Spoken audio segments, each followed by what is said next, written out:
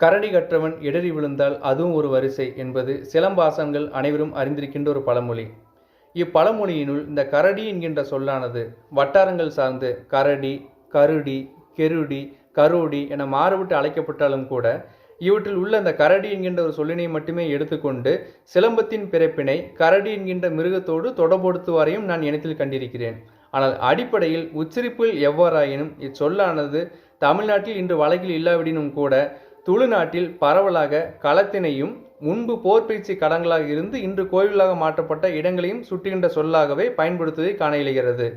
மேலும் இதற்கு வலு சேர்க்கும் விதமாக ஏறத்தாழ 5 நூற்றாண்டுகளுக்கு முன்பாக இயற்றப்பட்ட திருவாள உடையாரின் திருவிளையாடற் புராணத்தில் கெருடி கட்டி அளவிலா மைந்தர் கூட்டி என்கின்ற சொற்றொடரில் இந்த கெருடி என்பதனை ஒரு போர்ப்பயிற்சி களத்தினை சுட்டுகின்ற சொல்லாகவே காண இயலுகிறது.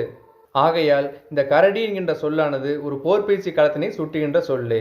இது போன்ற சரியான தகவலை அறிந்து கொள்ள தொடர்ந்து நம் தளத்தில் இணைந்திருங்கள். நான் உங்கள் உடுமலை ஞாராஜ்குமார். நன்றி.